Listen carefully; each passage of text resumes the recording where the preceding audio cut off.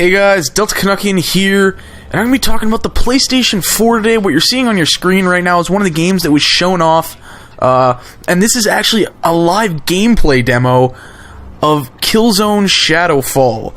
This is what the PS4 is expected to look like. The games that were shown were not actually running on a PS4. The actual console was not shown. It was on a PC that was using basically the guts of what will make up the PS4. You know, all the RAM, the video card, all the same specs. And I'll start off by talking about the specs of the console so far. I'm not really into PC gaming. I kind of have a lower end computer that I can play some games on kind of lower settings, and I need to upgrade. I know that.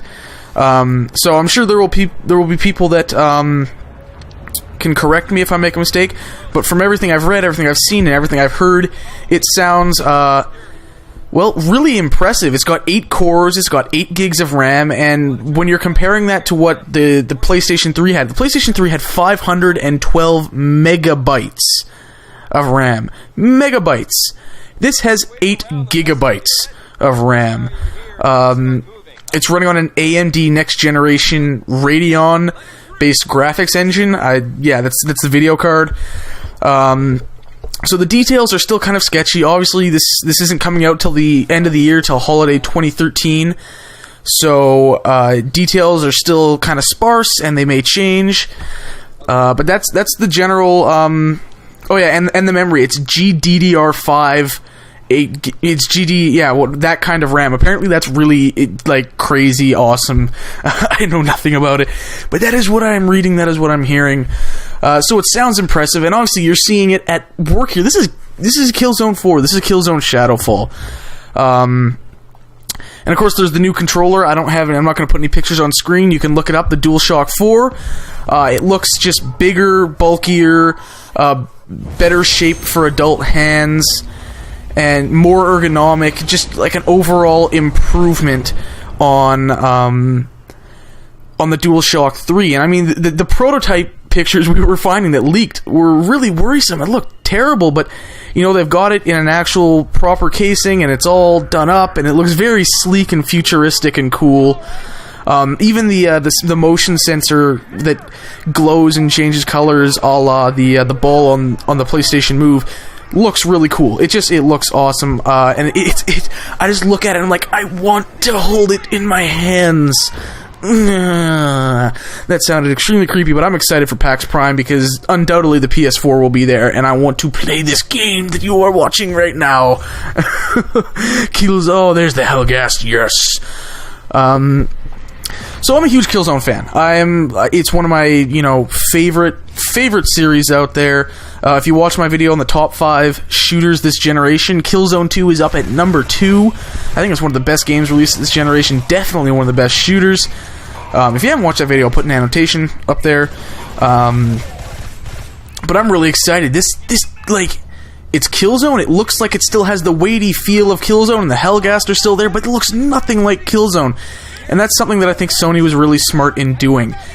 They've got established franchises that will hopefully be launch titles for the PlayStation 4, which the PlayStation 3 didn't have, but they're almost like they've hit the reset button on the franchise. It's not like they have Infamous 3 or Killzone 4. It's Killzone Shadowfall and Infamous Second Son. New characters, new setting. In Killzone's case, we're revisiting Vecta about 20-30 years after the events of Killzone 3. And it's going to be very different from the way we saw it in the original Killzone. But this game just looks impressive. It still looks like Killzone, but it also looks like something new. I'm not a huge fan of shooters these days, but this is a game that I'm just looking at like, holy shit, I want to play. Give me. If you follow me on Twitter, you probably saw me freaking out about this game as they showed it. And very little is known other than it's taking place on Vecta, I believe 21 years after Killzone 3. You're playing as a new character, and the war is supposedly over. The Helghast and Vectins are now living side by side, which you will see at a point in this trailer. And now what's happened is, you know, a new generation has come along that wants to reignite the war because they think that the Helghast are a superior race. So that's all, you know, fine and dandy, but obviously very little known, other than this is in-engine, this is gameplay, this was played live. This is what you can expect from the PlayStation 4, and if that's just the launch titles, imagine a few years down the road when developers really harness the power. And I think that's the big thing, that the PS4 is basically just a supercharged PC. It's going to be very easy for developers to get a hang and develop, unlike the PlayStation 3 with the Cell processor, which took them years to figure out. Many of them still just don't like developing for the PS3 because it's very difficult and complicated, whereas this is... Sony made a big deal about how they went to the developers to get input from them, and, you know, this is a game that's been made by the developers for the developers, and it's going to result... I think it's going to result in some friggin' amazing games. This sequence here, flying throughout, you know, Vecta City, is really impressive. I'm honestly speechless when it comes to this. And, you know, I'm a huge PlayStation guy. I will definitely be buying a PlayStation 4 after seeing this. But there's also so much we haven't seen. There's still a ton of Sony's first-party studios that are working on games that haven't shown anything. Naughty Dog, Quantic Dream hasn't announced their PS4 game. We haven't heard anything out of Polyphony about a Gran Turismo 6, which is undoubtedly on its way. There's just so much, like, to wrap my head around, and it's late, and I'm tired.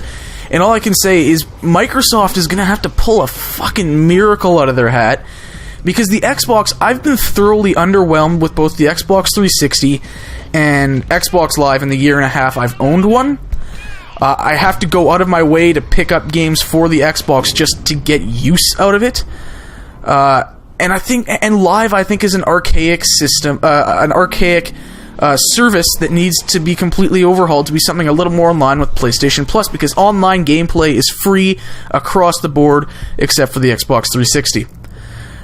Anyways, there's going to be a lot more that they'll be showing off at E3. I'm really excited to see that, and I honestly, I can't wait. That's Killzone Shadowfall that you've seen on your screen. That's some pretty fucking impressive stuff, if I do say so myself. I'm tired. It's late. Thanks for watching the video. We'll be back posting more Dead Space, and I will try and get some more Call of Duty back, since I know many of you are subscribed for that. Thanks for watching, and I'll see you guys next time.